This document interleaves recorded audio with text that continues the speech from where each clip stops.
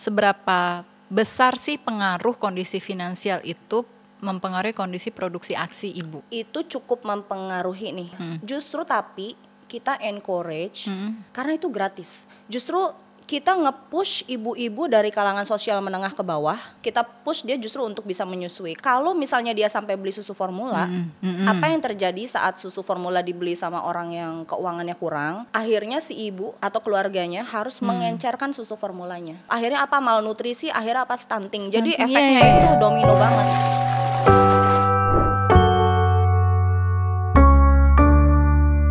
Hai guys, balik lagi di Relate Podcast bareng aku Samantha Elsenar. Dan hari ini sudah ada tamu yang istimewa banget. Katanya datang dari planet Bekasi. Tapi kocak banget orang ini gitu loh. Katanya sih nama akun IG-nya apa, tapi suka dipanggilnya Ma Aji. Kita sambut dulu Citra. Hai Kak Sam. Oh my god, selama ini gue kepoin di YouTube kan. Orang ini sekarang dia ada di depan gue, nyata adanya nih. Thank you for coming ya Ma Aji. Thank you udah ngundang aku juga kesini ya. Yes, senang banget loh. Jangan shock ya kalau ngobrol sama aku tuh dar der dor, shik shak shock. Enggak shock sih, karena udah kelihatan. Expected ya. Oke. Kelihatan banget. Walaupun penampilannya manis, ya kan? Ya kan, nggak tahu ya rasanya pahit. Apa kabar? Alhamdulillah baik. Akhirnya kita ketemu juga. Akhirnya. Ya. Sibuk apa aja sekarang? Hari ini aku seperti biasa masih terima konseling ASI, tapi sekarang rata-rata klien aku itu online karena tinggalnya di luar negeri. Dan nggak berbayar ya guys. Karena yang mau-mau aja dalam arti udah banyak duit soalnya kamu kan. Gimana ya, nggak bercanda ya guys.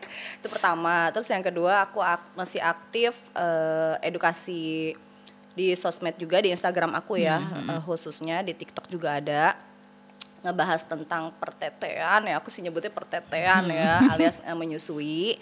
Terus menyusui itu karena masalahnya kompleks ya Mbak Sam, jadi kita ngebahas tentang hubungan pasutri uang karena ternyata permasalahan rumah tangga tuh mempengaruhi menyusui juga, mertua ya kan. Semuanya satu rumah itulah ya. Satu rumah dan lain-lain dan ya udah sama paling kita juga collab kayak gini nih, edukasi ke publik, kolaborasi sama influencer ternama kayak Kak Sam ini gitu. Kalau konsultasi masalah laktasinya gratis, cari duitnya dari mana, Mak? Ngepet. Sosial media tuh hari gini uang tuh kayak sekejap mata. AdSense ya. Macam-macam sih kan, kalau AdSense YouTube ya. Kalau aku sih alhamdulillahnya nih karena punya sumber uang yang lain, jadi konseling laktasinya bisa aku gratisin lah istilahnya gitu. Sosial ya. Sosial. CSR. Bener banget kan. Ini sumber uang nih mau kita bahas nih. Boleh kan? Ya. Katanya lagi suka bahas finansial. Jadi emang dari partnership sama brand, karena kan aku udah 8 tahun juga main Instagram dan main di sosial media. Jadi building trust, building partnership itu nggak cuma skala lokal, kita skala global juga Mbak. Tahun lalu akhir tahun kemarin November kita aku sekeluarga diberangkatin umroh sama kerajaan Saudi itu untuk mereview Saudi Arabia. Masya Allah. Ya itu salah satu partnership kita juga. Terus bulan lalu aku juga baru terima penghargaan dari Global Health Strategist Award India. Itu kerjasama dengan Kementerian Indonesia juga. Jadi terima penghargaan karena istilahnya pergerakan aku dan beberapa teman-teman yang lain juga dalam mengedukasi masyarakat di bidang kesehatan, khususnya soal vaksin dan menyusui juga dan lain-lain gitu. Jadi alhamdulillah sekarang partnershipnya mengglobal ya, mendunia. Sound horek mendunia.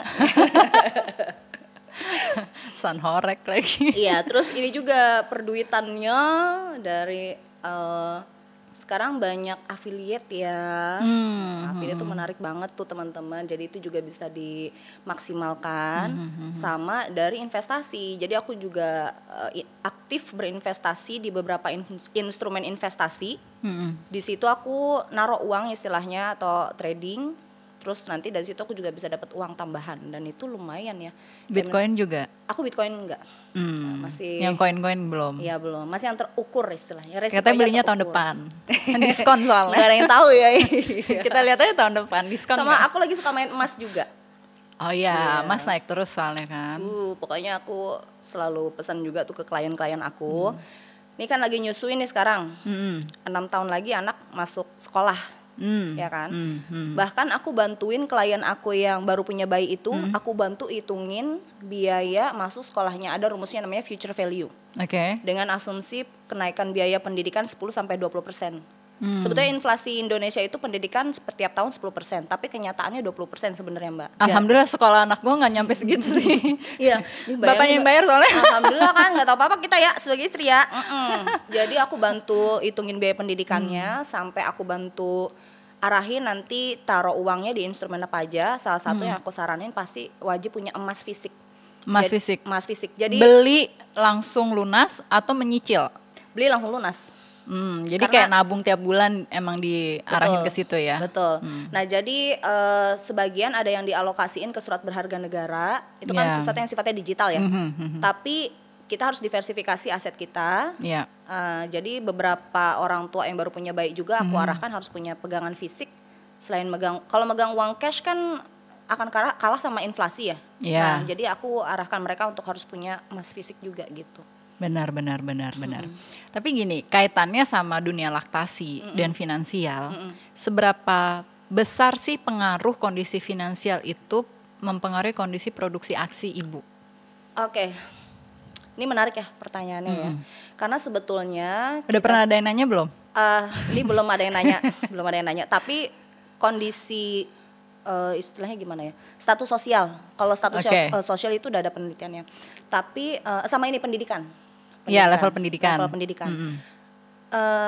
Memang itu cukup mempengaruhi nih sayangnya Mbak Samantha ya. Justru tapi kita encourage. Kenapa menyusui itu kita harapkan bisa menjadi kegiatan yang inklusif ya. Maksudnya itu adalah activity yang bisa dilakukan oleh semua kalangan. Karena itu gratis. Justru kita nge-push ibu-ibu dari kalangan sosial menengah ke bawah. Yang pertama mungkin dia akses pendidikannya kurang, kedua dia juga secara keuangan mungkin kayak gitu ya, struggling. Kita push dia justru untuk bisa menyusui. Karena kenapa? Kalau misalnya dia sampai beli susu formula, susu formula itu biayanya sangat mahal.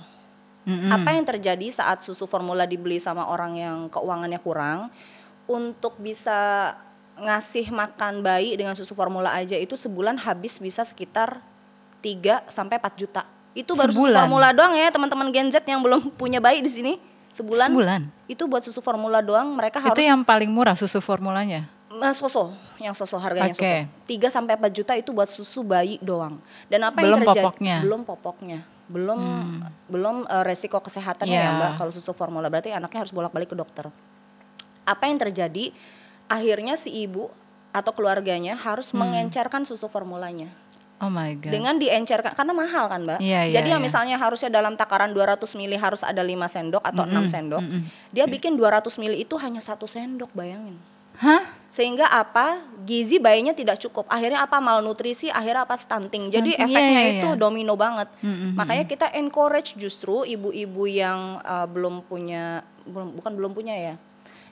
Kita encourage semua ibu dari kalangan sosial manapun, kondisi financial manapun untuk bisa menyusui gitu. Karena bahaya. Tapi kan efeknya ada juga nih kondisi yang dia well educated gitu, pekerjaannya profesional gitu ya. Betul.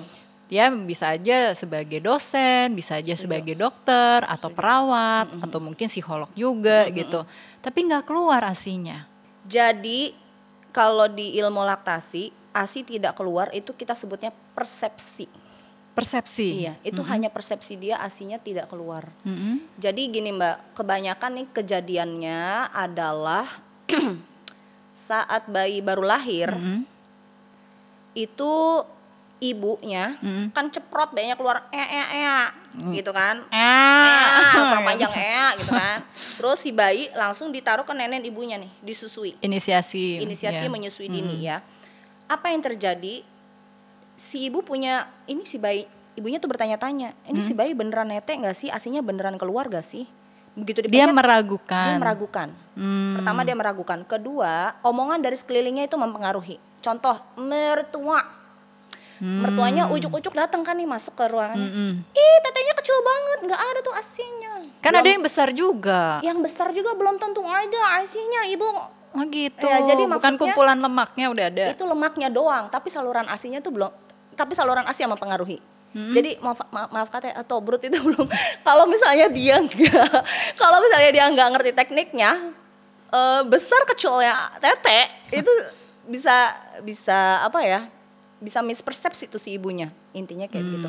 Nah, apa yang terjadi? Tapi benar nggak, Tapi benar nggak kalau lagi menyusui ukuran cupnya berubah? Oh benar, kita expect harus berubah, harus naik 1 cup. Minimal naik 1 cup, makanya bapak-bapak seneng banget kan. Atau ibunya lagi hamil ya, atau istrinya lagi menyusui seneng banget, atau istrinya juga sombong. Tapi begitu udah selesai nyusui, udah selesai 2 tahun, udah yang satu ngadep sono, satu ngadep situ, kisut ya. Kisut. Nah tapi ini aku lanjutin dulu nih karena ini penting ya. Orang banyak yang nggak tahu, dia menganggap ASI-nya tidak ada atau tidak keluar karena sebetulnya satu dia lack of knowledge, kedua dia itu hanya persepsi dia saja. Karena ASI itu pasti keluar. Kenapa aku jamin ASI pasti keluar? Karena usia kehamilan 4 bulan ASI-nya sudah ada, Mbak. Semua ibu yang hamil dijamin ASI-nya udah ada. Itu memang sepaket di tubuh ibunya. Cuma pada saat hamil, ASI-nya belum bisa keluar, guys, karena masih tertahan oleh hormon kehamilannya. Bukannya pas hamil udah mulai keluar? Ada yang rembes-rembes. Aku aja rembes-rembes, sombong banget ibu ya. Bukan itu. Bu? Ini kan nggak tahu, nggak ngerti gitu. Jadi waktu hamil juga, kok ini apa sih keluar gitu. Gue pikir kan anaknya brojol dulu baru keluar ASI-nya. Tapi itu banyak. Nggak ditampung ya? Nggak ditampung ya? Enggak, kata dokternya waktu itu, udah Bu biarin aja, maksudnya biar anaknya nyedot duluan gitu. Jadi jangan ditampung gitu. Oh sayang banget ya. Tapi biar keluar si itunya. Kolostrum. Itu yang keluar udah kolostrum itu, Mbak. Sebenarnya udah golden liquidnya. Ada beberapa ibu coba bisa gue ulang 14 tahun yang lalu. 14 tahun yang lalu belum ada alat kayak zaman sekarang, unik-unik alat zaman sekarang tuh, Mbak. Oh iya. Jadi ibu-ibu yang lagi hamil ASI-nya rembes-rembes udah ada kayak cup bisa diselipin di BH. Itu udah ada. Udah ada. Zaman dulu udah ada pakai itu. Terus ada yang dimasukin ke syringe, ada juga. Terus pokoknya alat itu aneh-aneh deh sekarang tuh, canggih-canggih maksudnya. Iya. Nah, terus ASI udah ada nih, Mbak. Pas ibunya hamil 4 bulan. Begitu, tapi belum bisa keluar ya sekali lagi ya. Tapi walaupun udah ada ibu yang rembes-rembes nih ASI-nya. Apa yang terjadi saat ibunya melahirkan, bayinya ceprot? Nah, ibunya badannya transisi hormon. Dari hormon kehamilan ke hormon menyusui. Sayangnya ini yang banyak orang nggak tahu nih, jebakan Batman-nya di sini yang orang nggak tahu. Transisi hormonnya itu butuh waktu selama 3 hari. Setelah melahirkan Jadi wajar kalau di awal. Bukan 3 minggu. Lama banget, Bu. Kan 3 hari baby doang. blues maksimal 3 minggu. Itu baby blues, ini beda. Ini tuh ASI-nya baru rilis lancar, itu biasanya 3 hari pasca melahirkan. Makanya di 3 hari ini orang sering panik, ASI aku nggak ada. ASI aku nggak keluar. Nah, kata-kata itu sering keluar di 3 hari pertama ini nih, Mbak. Gue dites terus sama dokter anaknya dulu. Suruh pompa, pokoknya harus segitu 40 mili. Iya, disuruh pompa. Ya itu karena Mbak Samantha punya akses ke vaskes yang dokternya punya pengetahuan laktasi. Masih banyak juga soalnya sekarang itu vaskes yang nggak terlalu notice sama urusan laktasi ini gitu. Nah, jadi karena 3 hari itu transisinya, orang sering menganggap ASI aku nggak ada, ASI aku nggak keluar. Padahal sehingga belum 3 hari bayinya udah dikasih susu formula, Mbak. Ya, padahal sayang banget, benar. Dan bayi itu tidak perlu dikasih susu formula karena 3 hari pasca melahirkan si bayi masih punya cadangan makanan di tubuhnya yang disebut brown adipose tissue. Jadi 3 hari transisi 3 hari, bayi punya cadangan makanan 3 hari klop gitu kan. Nah, makanya apa yang harus dilakukan di 3 hari pasca melahirkan itu, pertama IMD, langsung bayi ceprot langsung taruh dada. Kalau WHO standarnya taruh di dada tuh 1 jam. 1 jam ya. Ya kan, walaupun banyak ibu cuma ditempelin dong di pipi. Itu bukan IMD. Itu apaan tahu, cuma tempelin dong udah bayinya taruh kemana gitu. Itu nggak dihitung IMD sebenarnya. Kadang juga nggak kompak loh antara dokter sama perawatnya. Betul. Dokternya bilang gini, pokoknya ibu yang galak ya gitu, harus 1 jam gitu kan. Tapi perawatnya baru 15 menit, Bu dicuci dulu bayinya, ada yang gitu kan. Padahal jangan dicuci bayinya, bener dalam kondisi kotor baru ceprot gitu, harus langsung taruh dada. Bahkan kalau lahiran sesar itu IMD-nya idealnya bahkan 2 jam. Iya, tapi banyak yang sesar jahit dah bayinya tempelin, udah beres, taruh lu gitu. Nggak sesuai. Makanya penting bagi ibu untuk memilih vaskes yang ramah ibu dan anak. Nah, itu ada standar rumah sakitnya juga, rumah sakit yang ramah ibu dan anak gitu. Nah, jadi itu tadi persepsi, sehingga dianggapnya ASI tidak ada, padahal ada dan bisa diupayakan dengan cara apa? IMD, skin to skin contact, dan susui bayi sesering mungkin di 3 hari pasca melahirkan. Dan dibantu pompa kayak Mbak Sam dulu. Nanti insya Allah di hari ketiga itu ASI udah lancar. Bahkan H+1 patokan ASInya keluar adalah apa? Stoolnya bayi, mekonium alias nya bayi yang warna hitam. Kalau udah keluar itu adalah tanda bahwa dia udah berhasil minum ASI gitu. Oh, justru itu tandanya. Iya, betul. Itu bukan tanda pertama. Nyedotnya. Nggak bisa kelihatan Mbak dari mana bapaknya, kecuali kalau bapaknya nyedot, bapak kan kita bisa ngasih testimoni kan, kalau bapak kan ada mah gitu kan. Ini kan bayi nggak usah ngomong ya. Emang nggak berasa gitu ASInya keluar? Nggak berasa, kalau di awal-awal nggak ketahuan. Gelek-geleknya bayi belum langsung belum ketahuan. Gitu, belum. Kan baru segini Mbak, lambungnya baru segini, segede kelereng. Jadi ASInya keluar tuh kayak cuma tetes-tetes dikit banget gitu. Belum kelihatan gelek-geleknya gitu. Berarti unsur persepsi itu tinggi sekali sama Betul. ibu-ibu yang nggak bisa memberikan ASI. Tapi banyak cerita juga yang mereka, gue udah nyobain lah manggil konselor laktasi, udah ini itu dipijitin dan lain sebagainya, tetap aja tuh nggak keluar gitu. Ini harus kita evaluasi tiap individu. Ya, jadi yang aku sering dapati di lapangan ya, sebenarnya. Ini pengalaman nih. Pengalaman ya, sebenarnya ASInya itu ada. Ya, tapi ya itu tadi biasanya di 3 hari pertama itu terjadi satu intervensi. Misalnya nih tiba-tiba bayinya dikasih dot, ya ada yang ibunya nggak tahu juga, mertuanya diam-diam ngasih dot, isinya susu formula, ada juga yang kayak begitu. Dan intervensi-intervensi lainnya yang pada akhirnya itu mempengaruhi kemampuan bayi dalam menyusu. Itu yang pertama. Ada intervensi yang di 3 hari pertama itu. Terus yang kedua itu juga biasanya posisi dan pelekatannya yang kurang tepat. Biasanya ya. Jadi posisi dan pelekatan menyusui itu harus tepat sehingga memastikan si ASInya itu benar-benar didapatkan oleh si bayi. Nah, selain bayinya posisi dan pelekatannya harus tepat, ibunya juga harus tenang. Ya, jadi harus sabar. Bukan main handphone ya? Iya, main handphone. Jadi eye contactnya ke handphone ya, bukan ke bayi. Kan yang kita harapkan ada eye contact antara ibu dan bayi sehingga oksitosinnya si ibu tuh ke-trigger. Intinya kayak gitu. Nah, terus juga ternyata bayinya pas dicek ada lip tight atau tongue tight dengan grade tertentu yang mengganggu proses laktasi. Jadi hampir agak jarang kegagalan menyusui karena faktor fisiologisnya si ibu, bukan karena ibunya nggak mampu atau ASInya nggak ada, tapi biasanya karena manajemen dari laktasinya itu sendiri, manajemen laktasinya itu sendiri yang begitu kita evaluasi, oh ternyata masalahnya di sini, dan begitu kita tangani dengan tepat bisa gitu. Biasanya yang paling berat tuh kasusnya apa? Paling berat itu faktor kasusnya eksternal. Kalau ibunya udah kena mental, kepercayaan dirinya udah drop. Jadi kalau secara teori dan praktek, cara untuk menyusui itu, tips menyusui itu sebetulnya itu aja Mbak.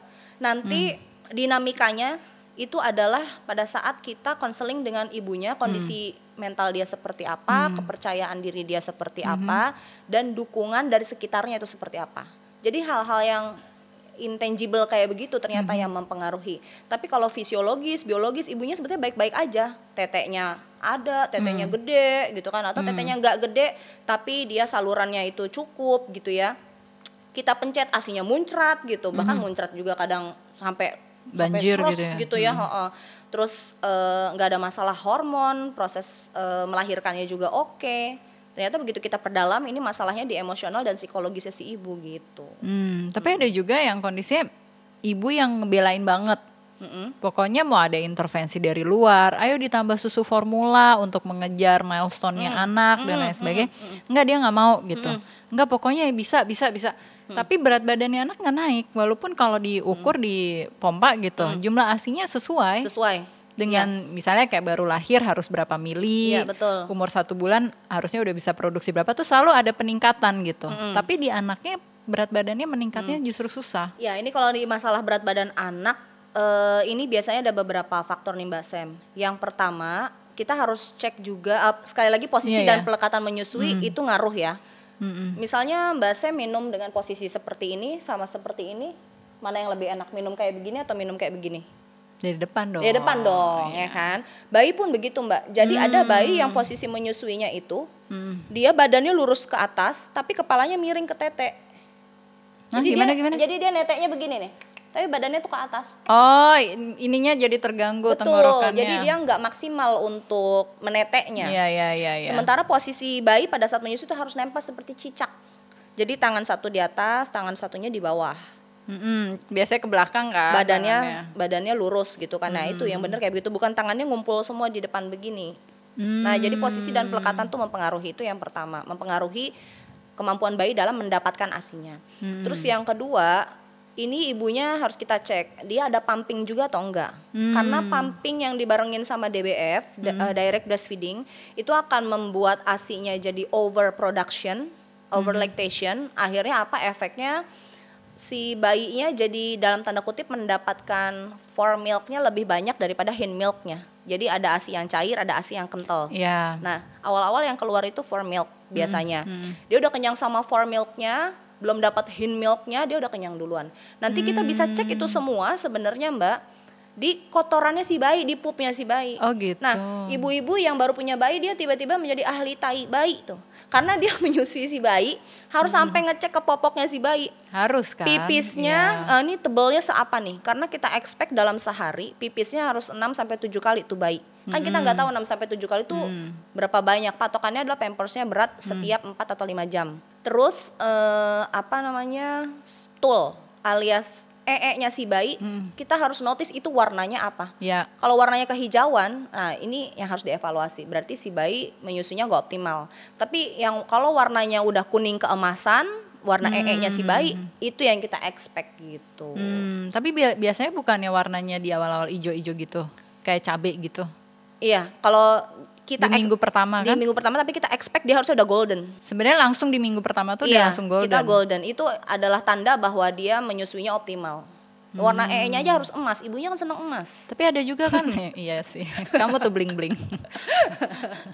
Kan ada juga tuh ya, ibu-ibu muda baru gitu.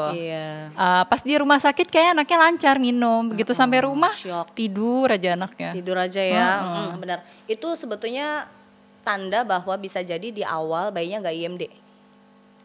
Ya, biasanya bayi yang tidak IMD nanti itu kejadian di anak aku Mbak yang pertama. Nauzubillah min zalik, mau anaknya disentil sampai disentil Mbak kupingnya, cuma tidur lagi dia. Ya Allah, kataku. Itu karena anaknya nggak IMD. Bukan karena kurang dijemur. Itu kata orang ya, ada aja kan emang yang namanya mitos fakta ya. Jadi bukan karena dijemur, kalau keseringan dijemur ntar jadi ikan asin, bayinya kering kan. Jadi dijemur juga ada waktunya.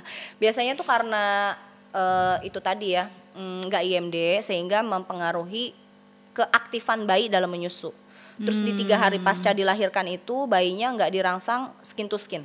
Jadi biasanya Mbak ada rumah sakit yang dia itu langsung memisahkan ibu dengan bayinya. Masih ada? Masih ada. Kenapa sih dipisahkan? Kenapa sih? Ya makanya aku juga bertanya kenapa sih? Gitu kan penelitiannya udah ada. Aku pas lihat-lihat album fotoku aja, aku tidur di sebelah mama aku tuh waktu lahir. Iya kan? Rumah sakit zaman dulu tuh benar. Iya kan? Makin tradisional, makin bagus tuh. Iya. Satu bed kan berarti kan? Satu. Iya. Nah, jadi sekarang udah dikembalikan lagi tuh Mbak Sam. Dulu sempat rekomendasinya adalah ibu dan bayi rooming in. Cuma sebatas rooming in, berada dalam ruangan yang sama. Kalau sekarang rekomendasinya yang terbaru udah bedding in balik lagi. Jadi ibu dan bayi berada dalam kasur yang sama. Jadi kalau misalnya kita nggak mau bayi kita banyak tidur dan aktif menyusu, itu bayinya harus banyak skin to skin sama mungkin ibunya. Dulu banyak kasus bayi meninggal ketiban orang tuanya kali ya. Aduh jangan deh, enggak sih. Ya itu pengetahuan yang berjalan lah ya. Kan mungkin dulu lah ya, biasanya tuh gini Mbak, dulu tuh ada ibu-ibu yang dalam tanda kutip premium kondisi keuangannya. Mereka kan setelah melahirkan pengen me time, pengen tenang, pengen istirahat. Nah asumsinya dengan dipisahkan dengan bayinya, si ibunya jadi bisa istirahat dan lain-lain. Padahal justru kalau di awal kelahiran si bayinya langsung didekatkan dengan si ibunya, itu bisa menekan tingkat stres ibunya juga. Iya. Iya, menekan tingkat Justru stres kan ibunya. penelitiannya gitu kan. Betul. Semakin kita deket si bayi tuh kayak ngasih oksitosin buat orang tuanya kan. Betul, ngasih oksitosin buat orang tuanya rileks, dan aktivitas menyusui juga insya Allah jadi lebih lancar. Cuma ya itu aku pernah baca juga. Jadi ada beberapa kasus-kasus yang ibunya kecapean, ketiduran pas lagi nyusuin. Iya. Nah, ternyata ketiban gitu sama anaknya. neneknya. Iya. Iya. Makanya posisi menyusui juga kita Makanya penting kan sebenarnya emang harus ada orang lain di rumah kan. Betul. Nggak bisa ibu sama anak aja. Kita expect kalau ibunya berada dalam pernikahan yang ideal, ya suaminya bukan support system. Suaminya ya part dari sistem itu, bukan support loh. Kan dia emang hamil ya kan. Jadi benihnya dari siapa? Jadi kan kehamilan ada karena siapa netizen? Bapaknya kan ibunya tidak membelah diri. Nah, ASI itu ada tuh karena ASI itu Mbak kalau dicek. DNA itu ada DNA bapaknya. Hah? Iya, menarik ya. Kok bisa? Iya, ini kan ilmu baru. Coba ceritain. Iya, jadi intinya memang ayah itu disebutnya owner of the milk. Hah? Owner of the milk, pemilik ASI-nya loh. Gimana tuh? Iya, jadi memang ASI kan ada karena kehamilan, Mbak. Bener. Iya kan, kehamilan yang membuat itu bapaknya kan, maksudnya gitu. Emang jadi naik gitu ke ASI? Iya, jadi Mbak, ASI itu bukan sekedar air loh. Dia itu disebutnya mikroorganisme, dia live mikroorganisme. Bener. Cuman gimana ceritanya? Dia dari bawah ke atas gitu. Dari bawah ke atas maksudnya gimana? Ya kan proses pembentukan. Oh kan di rahim. Di rahim ya. Tubuh ibu kan membaca ada bayi kan. Iya. Ya, nah gimana DNA bapaknya bisa ada di ASI gitu? Plasentanya emang dari siapa Mbak? Plasenta itu terbentuk dari DNA ayahnya loh. Oh gitu. Iya, menarik sekali kan. Jadi tubuh kita harus cari bapak yang benar. Iya, tubuh kita ternoda dengan DNA suami kita kan. Gitu. Udah ternoda nih badan kita. Jadi pernah ada part of DNA suami kita di sini, part of DNA suami kita di air tete kita gitu. Jadi be respectful to your wife, oke, gitu. Menarik ya? Menarik banget. Oh ya, suami itu disebutnya owner of the milk, hati-hati loh. Nah, pemilik itu. air tete.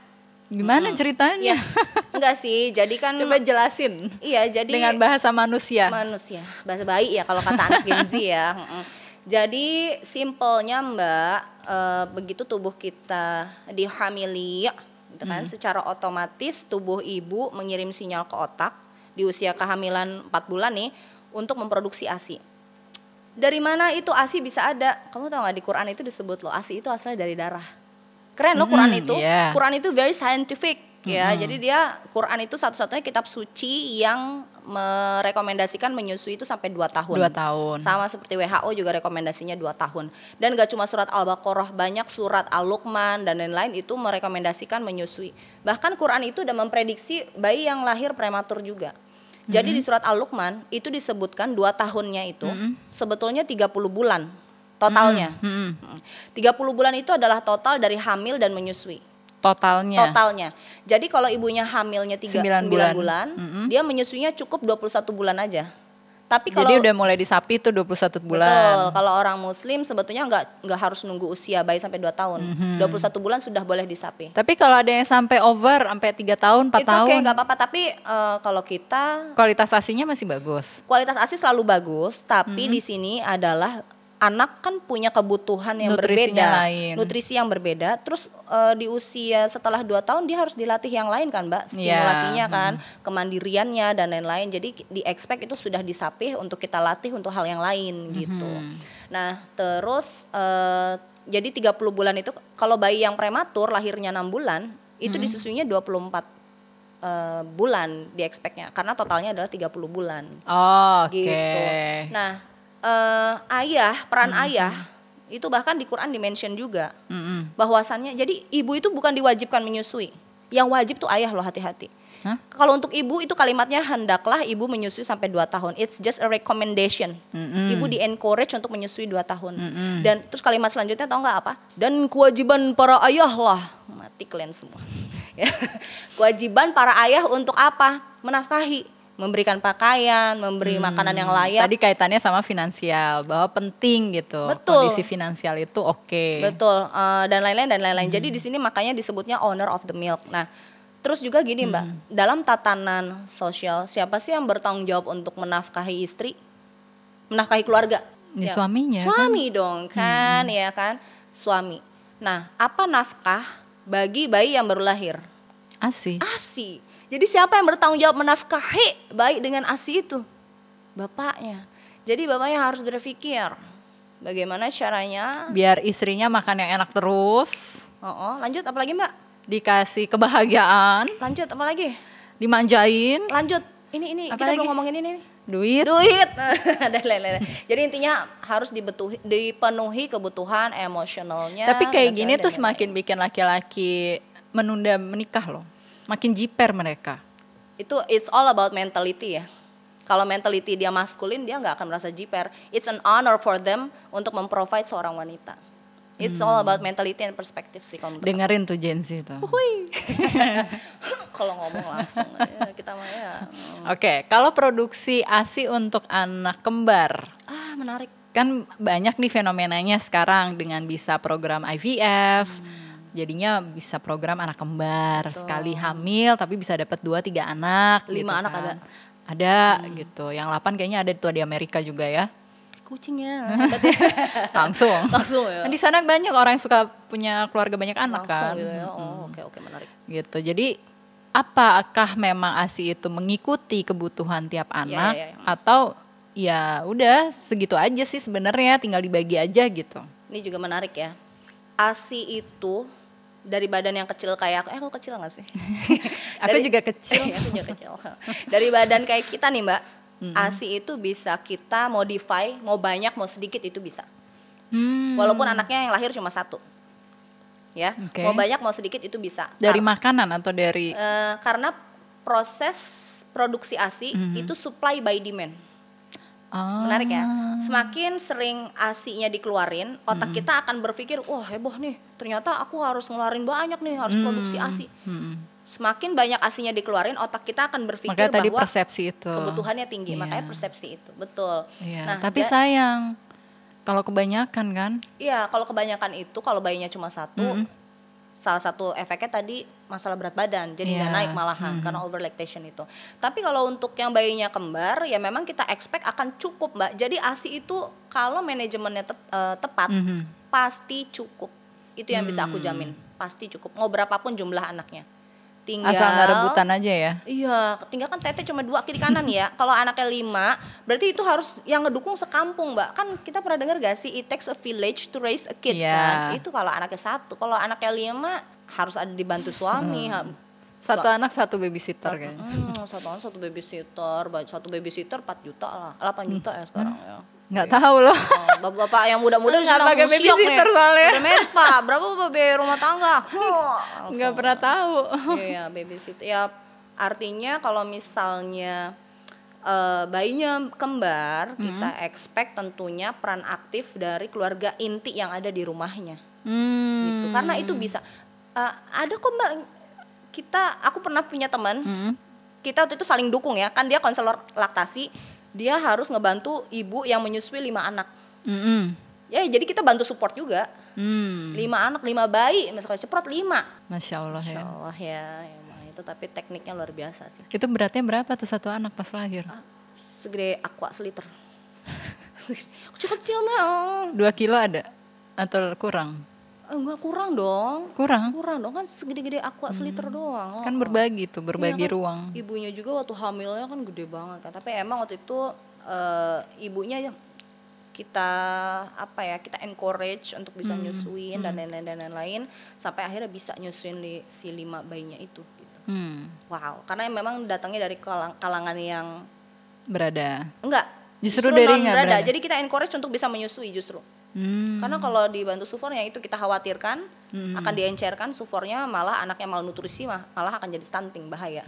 Malah bahaya gitu. Berikutnya. Berdebar. Ya aku penasaran. Apalagi nih? Makanan itu mempengaruhi nggak produksi ASI? Karena ada yang bilang nggak boleh makan kacang panjang, bisa bikin seret. Ada yang bilang harus makan kacang-kacangan biar banyak gitu. Atau ada yang bilang harus pakai suplemen penambah ASI dan lain-lain gitu. Ada suplemen penambah dana gitu ya. Nah itu sih gue butuh juga. Sama di mana ya belinya? Oke, makanan ya. Makanan ini menarik. Jadi memang ada penelitian dari Turki terbaru nih Mbak, kalau makanan itu mempengaruhi produksi ya, kita nggak ngomongin kualitas ASI, karena kita percaya semua kualitas ASI itu baik.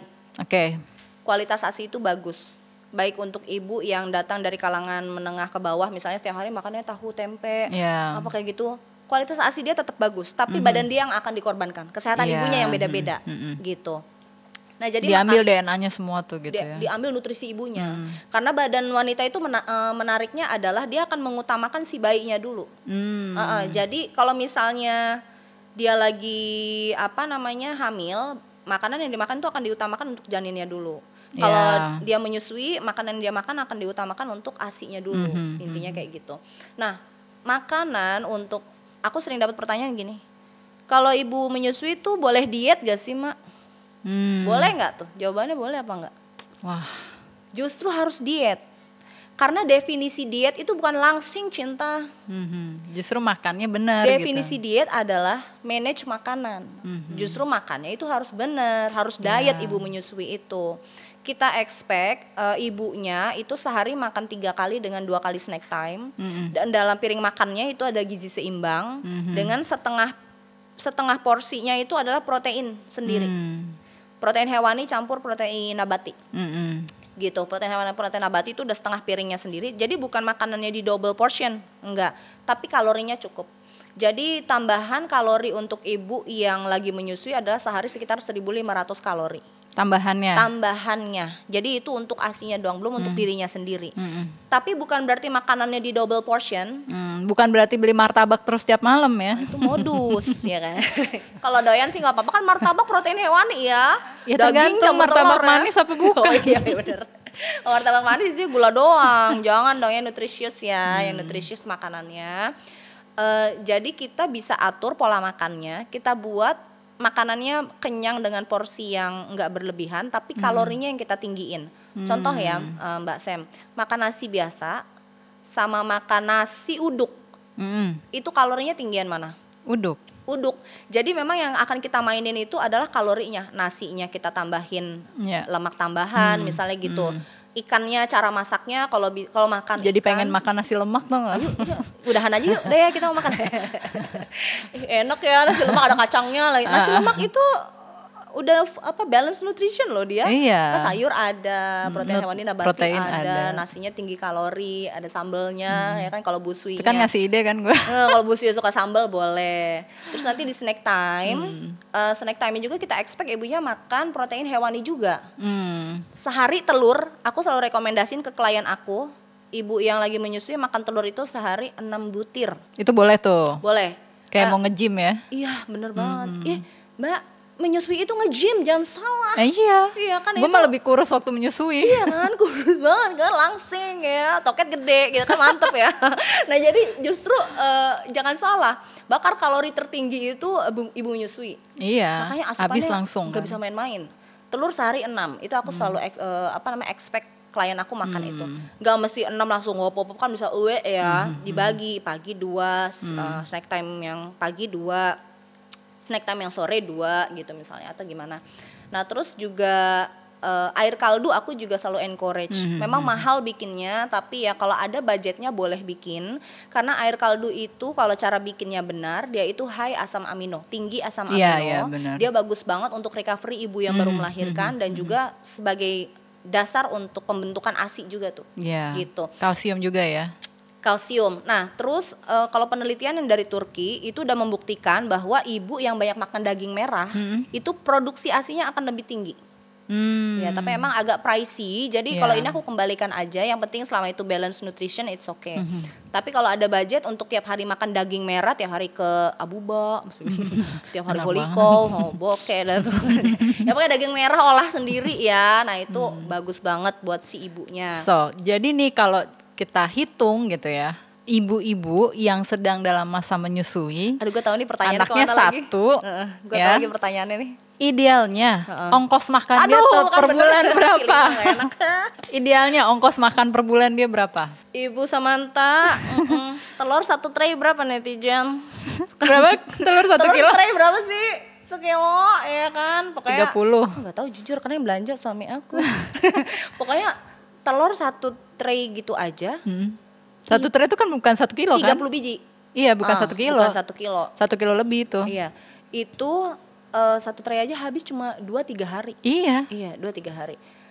Mungkin sekali makan 30 kali ya. Itu udah buat Ibu Miu. Sekali makan loh ya. Sekali makan besar. Sekali makan besar loh ya. 30.000. 30.000 masak sendiri mungkin. Masak sendiri. Berarti sehari 150.000. 2 kali snacknya berapa? Anggaplah 2 kali snacknya telur rebus. Telur rebus sekali snack time 2 ya telur rebus ya. Itu udah yang paling murah lah aku pilihin. Telur itu udah protein hewani termurah loh. Jadi tolong banget ya kalau ada yang bilang telur, "Ma, ada yang lebih murah dari telur enggak?" Aku balikin, "Lu ngapain nikah?" Kata gue gitu. Sebelasim. Karena itu gimana ya yang namanya menikah dengan segala tanggung jawabnya ya memang seperti itu guys. Jadi kalau memang nggak ada budget untuk beli ina-inu ya udah telur aja setiap hari nggak apa-apa. Kan telur banyak Mbak. Ada berarti berapa tuh? Telur ayam, telur puyuh. Sekali makan telur kalau 2 butir buat Aku snack? nggak tahu harga telur jujur. 5.000. Ada kali ya. 5.000 10.000 lah ya. 10.000 berarti 20.000. 10.000. 20.000 105 berapa? 30 tambah 20.000. Ya 30 kali 3 90 90 110.000. 15.000 deh, 15.000 kali 2 39 120.000. 120.000 sehari. Belum suplemennya. Belum suplemen. Belum kalau lagi aku mau makan martabak malam ini. Ya, tapi kalau kita nanti ujung-ujungnya ngomongnya gini, belum kasih boosternya kalau perlu loh. Iya. Iya, belum Belum suplemennya. pijit. Belum relaksasi. Relaktasinya ya, belum pijit laktasinya ya kan. Berapa ada yang udah ngitung Kak? Berapa? Ada yang ngitung? Ada Sehari 300.000 500.000 ya, berapa? sehari segitulah ya, kira-kira ya. Syok Kira-kira. ya sama kehidupan. Itu Jakarta. Itu Jakarta. Kalau daerah mungkin beda-beda ya. Semoga lebih murah ya. Kalau kita punya kebun sendiri gitu. Kebun sendiri, punya peternakan sendiri gitu ya. Peternakan sendiri, Ya udah sembelih pertanian sendiri. Iya, harusnya sih lebih murah. Punya ya. ayam sendiri, Dengan ambil telurnya segala sendiri. effort. Follower aku Mbak, aku ini menarik ya. Mungkin ini bisa jadi ide. Jadi aku kan lagi program naikin berat badan anak. Dan dalam meal plan-nya itu harus makan telur bebek setiap hari. Dan follower aku ada yang komen, mahal banget Mak kalau beli telur bebek karena sebijinya aja 10.000. Ya ampun. Akhirnya aku kasih tap linknya apa, ya udah nih lu beli aja bebeknya. Sepasang nih, nih linknya nih buat beli bebeknya sepasang. Dia benar-benar beternak sendiri Mbak di rumahnya. Beneran, dan dia sekarang punya jadi telur peternak bebeknya. bebek. Peternak bebek. Wah, Masya Allah. Emang kalau di situ di mana ada niat di situ ada jalan. Iya, ada usahanya soalnya. Iya. Thank you ya, Maji. Ih, seru banget deh. Kayaknya nggak cukup kita cuma 1 kali episode. Lagi dong. Lagi dong. Thank you ya. Nanti datang-datang lagi. Udah undang aku kesini. Semoga apa yang disampaikan bisa bermanfaat. Amin. Asi juga tuh. Ya. Gitu. Kalsium juga ya. Kalsium. Nah, terus kalau penelitian yang dari Turki itu udah membuktikan bahwa ibu yang banyak makan daging merah itu produksi ASI-nya akan lebih tinggi. Ya, tapi emang agak pricey. Jadi kalau ini aku kembalikan aja. Yang penting selama itu balance nutrition it's okay. Tapi kalau ada budget untuk tiap hari makan daging merah, tiap hari ke Abuba, tiap hari Holiko, bokeh dan tuh. Ya pokoknya daging merah olah sendiri ya. Nah, itu bagus banget buat si ibunya. So, jadi nih kalau kita hitung gitu ya, ibu-ibu yang sedang dalam masa menyusui, Aduh, gue tahu nih pertanyaannya anaknya satu. Gue ya, tahu lagi pertanyaannya nih. Idealnya ongkos makan dia tuh per bulan berapa? Idealnya ongkos makan per bulan dia berapa? Ibu Samantha, telur 1 tray berapa netizen? Berapa? Telur 1 kilo? Telur tray berapa sih? Sekilo ya kan? Pokoknya 30. Gak tahu jujur karena yang belanja suami aku. Pokoknya telur 1 tray gitu aja. 1 tray itu kan bukan 1 kilo 30 kan? biji. Iya, bukan 1 kilo. Bukan 1 kilo. 1 kilo lebih itu. Iya. Itu 1 tray aja habis cuma 2-3 hari. Iya. Iya, 2-3 hari. Mungkin sekali makan 30 kali ya. Itu udah buat Ibu Miu. Sekali makan loh ya. Sekali makan besar. Sekali makan besar loh ya. 30.000. 30.000 masak sendiri mungkin. Masak sendiri. Berarti sehari 150.000. 2 kali snacknya berapa? Anggaplah 2 kali snacknya telur rebus. Telur rebus sekali snack time 2 ya telur rebus ya. Itu udah yang paling murah lah aku pilihin. Telur itu udah protein hewani termurah loh. Jadi tolong banget ya kalau ada yang bilang telur, "Ma, ada yang lebih murah dari telur enggak?" aku balikin, lu ngapain nikah kata gue gitu. Astagfirullahaladzim. Karena itu gimana ya yang namanya menikah dengan segala tanggung jawabnya, ya memang seperti itu guys. Jadi kalau memang nggak ada budget untuk beli ina inu, ya udah telur aja setiap hari nggak apa-apa. Kan telur banyak mbak, ada berarti berapa tuh? Telur ayam, telur puyuh. Sekali makan telur kalau 2 butir buat aku snack? Aku nggak tahu harga telur jujur. 5.000 ada kali ya, 5.000 10.000 lah ya. 10.000 berarti 20.000. 10.000 nah 20.000 105 berapa? 30 tambah 20.000 ya 30 kali 3 90 110.000 15.000 deh, 15.000 kali 2 39 120.000 sehari. Belum suplemennya. Belum kalau lagi aku mau makan martabak malam ini. Ya, tapi kalau kita nanti ujung-ujungnya ngomongnya gini, belum ASI boosternya kalau perlu loh. Iya. Iya, belum Belum pijit. Belum relaksasinya ya, pijit laktasinya ya kan. Berapa ada yang udah ngitung Kak? Berapa? Ada yang ngitung? Sehari 300.000 500.000 berapa? Ya, sehari segitulah ya, kira-kira ya. Syok Kira-kira. ya sama kehidupan. Itu Jakarta. Itu Jakarta. Kalau daerah mungkin beda-beda ya. Semoga lebih murah ya. Kalau kita punya kebun sendiri gitu. Kebun sendiri, punya peternakan sendiri gitu ya. Peternakan sendiri, ya udah sembelih pertanian sendiri. Iya, harusnya sih lebih murah. Punya ya. ayam sendiri, ambil telurnya sendiri. Follower aku mbak, aku ini menarik ya. Mungkin ini bisa jadi ide. Jadi aku kan lagi program naikin berat badan anak. Dan dalam meal plan-nya itu harus makan telur bebek setiap hari. Dan follower aku ada yang komen, mahal banget mak kalau beli telur bebek karena sebijinya aja 10.000. Ya ampun. Akhirnya aku kasih tap linknya apa, ya udah nih lu beli aja bebeknya sepasang nih, nih linknya nih buat beli bebeknya sepasang. Dia benar-benar beternak sendiri mbak di rumahnya. Beneran dan dia sekarang punya jadi telur peternak bebeknya. Peternak bebek. Wah, masya Allah. Emang kalau di situ di mana ada niat di situ ada jalan. Iya, ada usahanya soalnya. Iya. Thank you ya, Maji. Seru banget deh. Kayaknya nggak cukup kita cuma 1 kali episode. Lagi dong. Thank you ya. Nanti datang-datang lagi. Undang-undang aku kesini. Semoga apa yang disampaikan bisa bermanfaat. Okay? Amin. Okay? Amin.